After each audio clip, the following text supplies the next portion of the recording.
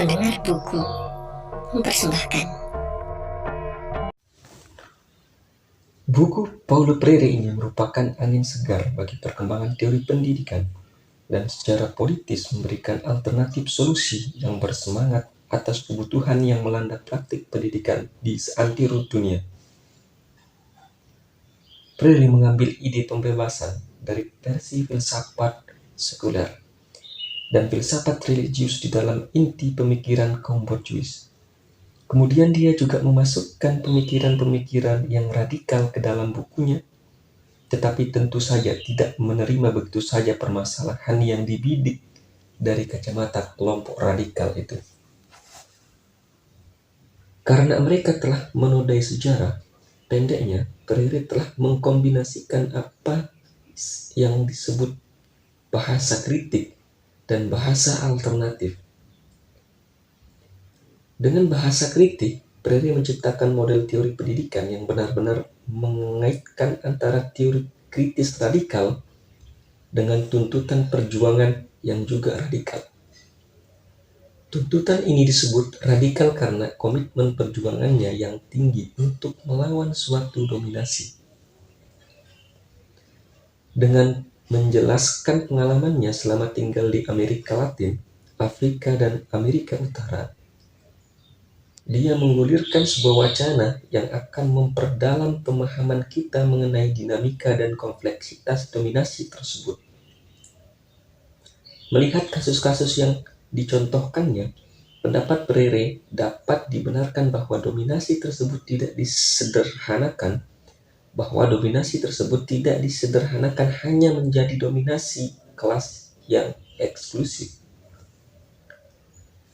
Perbedaan kelas itu alamiah dan menjadi tugas teoretikus untuk menjelaskannya, dan penjelasan ini nantinya akan membantu kita memahami dominasi di atas, sehingga Freire menolak bentuk penindasan yang universal. Di samping itu, dia juga menjelaskan dan mematahkan penderitaan masyarakat dalam konteks sosial yang berbeda-beda. Penderitaan masyarakat tersebut menunjukkan adanya dominasi, dan konsekuensinya timbul bentuk-bentuk perlawanan dan pertahanan kolektif. Oleh karena berbagai bentuk penindasan terhadap masyarakat yang tidak dapat direduksi hanya menjadi penindasan kelas, Freire tidak lagi direduksi hanya menjadi penindasan kelas. Freire tidak lagi memakai analisis Marxian. Selain itu, sebenarnya di dalam masyarakat terdapat banyak sekali hubungan sosial yang bahkan saling bertentangan, kontradiktif. Dan hubungan sosial ini bagi kelompok-kelompok tersebut dapat menjadi alasan untuk mengadakan perlawanan dan mengorganisasi diri. Menjadi jelas bahwa di dalam hubungan sosial ini terjadi diskriminasi gender, ras, dan usia yang bersifat material dan ideologis. Yang juga penting adalah bahwa pengertian dominasi lebih dari sekedar penyelewengan kekuasaan secara sewenang-wenang oleh satu kelompok terhadap kelompok lain.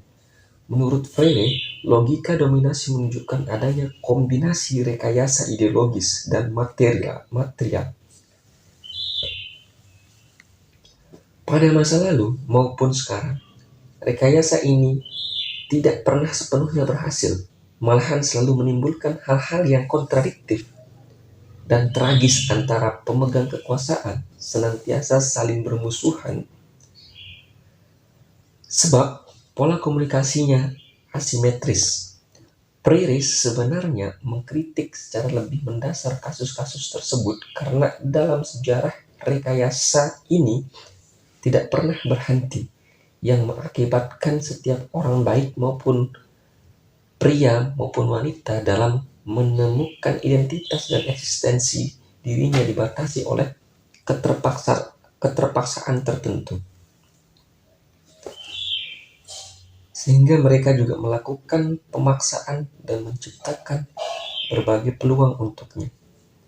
Pada saat perkembangan teori mengalami stagnasi, Freire memperkenalkan pandangan baru terhadap teori dan praktik pendidikan yang radikal. Saya katakan baru karena dia menghubungkan proses perlawanan masyarakat dengan karakteristik sosialnya sambil secara terus-menerus menanamkan keyakinan untuk melawan kekuasaan yang menindas demi meraih kebebasan dirinya. Inilah konsep pendidikan Freire yang lebih dari sekadar kritik dan tidak seperti pesimisme Orwellian. Konsep pendidikan ini merupakan wacana yang menjadi titik awal untuk merealisasikan cita-cita serta menghapus keputusasaannya. Pendidikan di mata Freire merupakan sebuah pilot project dan agen untuk melakukan perubahan sosial guna membentuk masyarakat baru. Menjadikan pendidikan sebagai field project berarti kita bicara tentang sistem politik kebudayaan sebagai menyeluruh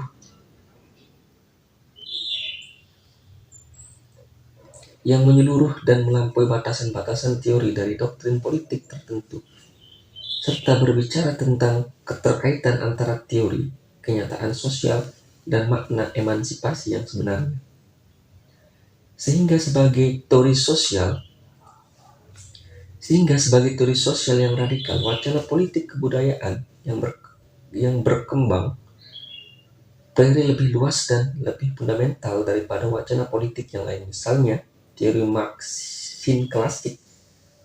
Konsep politik kebudayaan ini membuat kritik Freire seringkali membingungkan. Sebenarnya, pemikiran politik kebudayaan mewakili wacana politik yang mula-mula tujuannya untuk melawan semua bentuk dominasi, baik yang bersifat subjektif maupun objektif, serta perjuangan untuk menciptakan pengetahuan, keterampilan, dan bentuk-bentuk hubungan sosial yang menjamin adanya emansipasi sosial dan tentu emansipasi individu. Sebagai dasar untuk melakukan perubahan, pendidikan merupakan wadah dan surat perjanjian khusus dengan masyarakat yang memegang dominasi untuk menentukan kehidupan sosial di masa yang akan datang. Bagi Freire, pendidikan memuat konsep sekolah di dalamnya, tetapi lebih luas dari sekadar konsep sekolah. Sekolah hanyalah salah satu bagian yang memang cukup penting di mana pendidikan mengambil tempat, yakni tempat di mana laki-laki dan perempuan menciptakan sekaligus menjadi hasil hubungan-hubungan sosial dan pedagogis. Selain itu, dalam pandangan Freire, pendidikan merupakan latihan untuk memahami makna kekuasaan dan komponen yang terlibat di dalamnya dalam berkomunikasi tidak dalam pola kuasa menguasai, sehingga dinamika pendidikan terjadi dalam hubungan yang dialektis antara individu dan kelompok untuk secara bersama-sama melepaskan diri dari kehidupan yang mempunyai akar sejarah yang syarat dengan dominasi, sehingga membatasi ruang gerak individu dan kelompok secara struktural. Di sisi lain, mereka ingin melepaskan diri dari budaya dan ideologi yang paradoksal dan berusaha untuk membangun kehidupan yang dapat menerima pluralitas. Tidak mengherankan kalau pendidikan merupakan tempat pertama untuk mendiskusikan masalah-masalah politik dan kekuasaan secara mendasar. Karena pendidikan menjadi ajang terjalinnya makna, hasrat, bahasa, dan nilai-nilai kemanusiaan. Kedua, untuk mempertegas keyakinan secara lebih mendalam tentang apa sesungguhnya yang disebut manusia dan apa yang menjadi impiannya. Dan ketiga, untuk merumuskan dan memperjuangkan masa depan sebagai sebuah dasar untuk melakukan perubahan. Pendidikan merupakan tindakan yang menggabungkan antara rekayasa politik dan upaya untuk menciptakan berbagai alternatif kehidupan yang baru. Pendidikan juga menjadi ajang untuk menuangkan komitmen yang tinggi dari para pendidik guna menciptakan sistem politik yang lebih emansipatif, bukan sekedar memenuhi tuntunan pedagogis semata. Para pendidik melakukannya dengan cara membuat refleksi dan bersikap kritis. Ini merupakan bagian dari proyek sosial yang mendasar, bukan hanya untuk melawan berbagai bentuk penindasan, tetapi juga memperkuat keyakinan masyarakat supaya tidak lekang oleh waktu dalam rangka mengangkat harkat kemanusiaannya. Inilah proyek sosial yang membuat karya Freire ini berbeda secara teoritis dengan buku-buku lain. Perbedaan teoritis tersebut hanya dapat dipahami secara baik jika dilakukan penelitian singkat bagaimana wacana yang dikembangkan Freire. Ini berbeda di antara dua cabang ilmu pengetahuan yang radikal.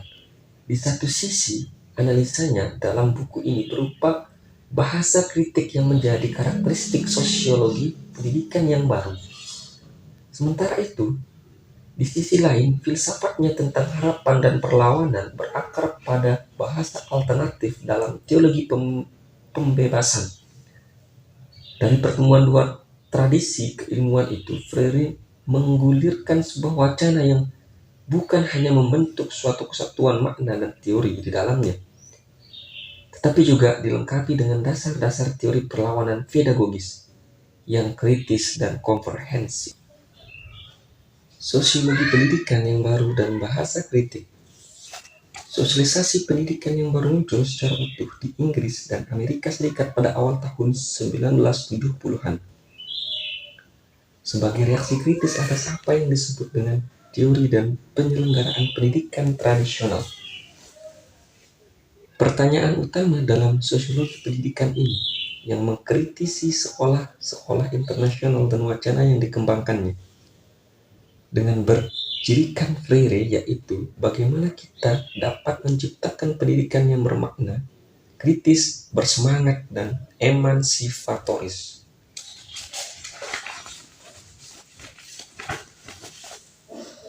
Munculnya kritik yang radikal terhadap sebagian besar komponen yang terlibat dalam pendidikan dikarenakan para ahli pendidikan tradisional secara umum mengabaikan pertanyaan di atas dan masih menjalankan kebijakan yang paradoksal, yaitu melakukan depolitisasi sekolah dan dalam waktu yang bersamaan tepat melestarikan dan mengesahkan ideologi kapitalis.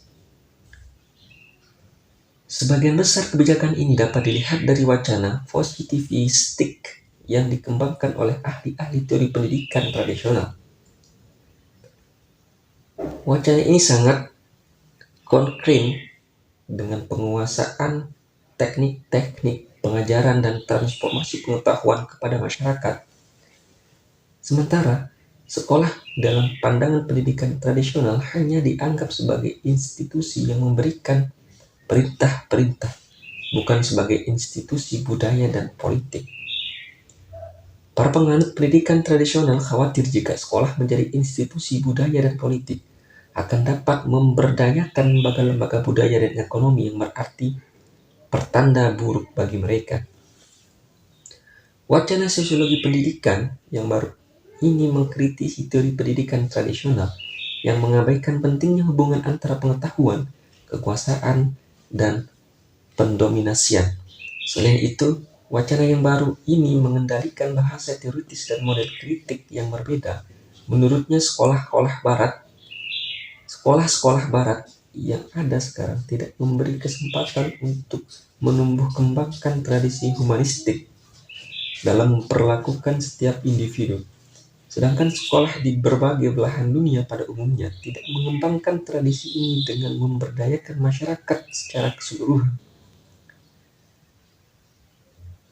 Golongan kiri pun melontarkan kritik terhadap teori pendidikan tradisional yang dilengkapi dengan bukti-bukti empiris yang lengkap. Menurut mereka, sekolah seharusnya menjadi agen perubahan sosial, ekonomi, dan budaya. Kenyataannya, sekolah hanya memberikan sedikit kebebasan kepada peserta didik yang berasal dari kelas pekerja dan kelompok masyarakat tertindas lainnya.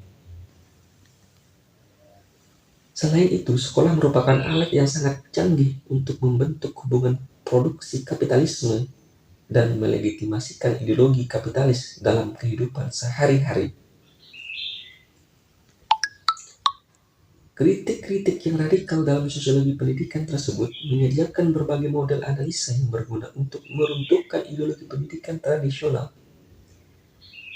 Berbeda dengan teori pendidikan konservatif yang menjadikan sekolah sebagai alat untuk transfer pengetahuan objektif. Teori sosiologi pendidikan yang baru justru berusaha membuka kedok adanya kepentingan tertentu yang dapat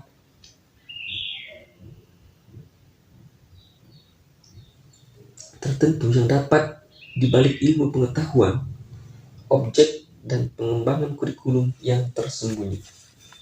Alih-alih sosiologi pendidikan yang baru ini dapat sependapat bahwa pengetahuan yang diajarkan pada siswa di sekolah sebagai pengetahuan objektif, tetapi sebagai pengetahuan yang mengandung dominasi budaya, yaitu pengetahuan yang disusun melalui proses selektif yang memasukkan kepentingan tertentu dan membuang yang lainnya. Berdasarkan dengan pendidikan tradisional yang menempatkan sekolah sebagai institusi pemerintah, teori yang baru ini mengkritik sekolah yang melakukan transformasi dan pembentukan dominasi budaya dengan cara menggunakan dan memilih bahasa, membentuk cara pikir, menciptakan hubungan sosial, bentuk budaya dan pengalaman tertentu. Menurutnya, teori ini kebudayaan terkait dengan kekuasaan dan memuat karakteristik dan pengalaman kelas tertentu. Kemudian budaya yang dikembangkan sekolah bukan hanya mengajari dan memberikan hak-hak khusus bagi siswa dan memberikan hak-hak khusus kepada siswa dari kelas masyarakat yang dominan, tetapi juga membuang dan mendeskreditkan sejarah, pengalaman, dan cita-cita masyarakat subordinat. Juga berbeda dengan pernyataan para ahli pendidikan tradisional bahwa sekolah merupakan institusi yang relatif netral. Ahli pendidikan radikal mengungkap bahwa sesungguhnya negara mengeluarkan biaya, membuat kebijakan, dan dengan kekuasaan yang legal untuk mendirikan sekolah demi kepentingan kapitalisme. Menurut analisa sosiologi pendidikan yang baru, sekolah yang ada merupakan entry point untuk menyampaikan kritik, dan selama ini menjadi lantaran adanya dominasi. Jika sekolah hanya dipandang sebagai alat reproduksi kritik yang dilancarkan golongan kiri dengan cara menentang praktik-praktik hegemoni, tidak berhasil menjadi wacana. Dalam hal ini, kritik dari golongan kiri tidak memberikan harapan kepada guru, orang tua, dan siswa bahwa perjuangan politik melalui sekolah ini nantinya akan menuai keberhasilan. Konsekuensinya, kritik tersebut justru terlempar ke jurang keputusasaan.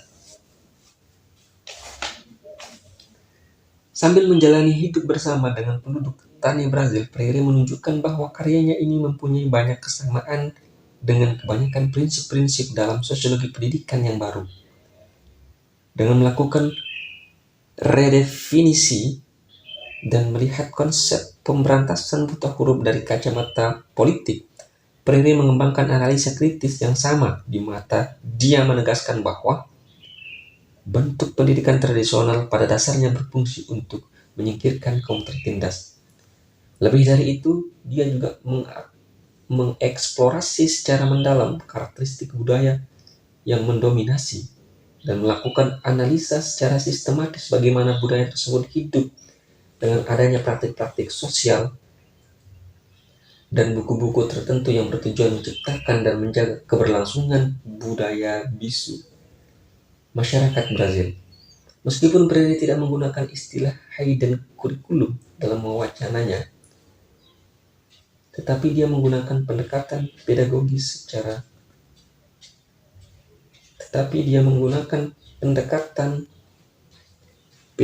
sehingga peserta didik dapat mengetahui bahwa pendidikan dengan materi pelajarannya mengandung muatan ideologis yang bentuk, isi, dan pengurangan materi pelajaran yang dilakukan secara selektif membuatkan orang akan adanya logika dominasi dan tertindas.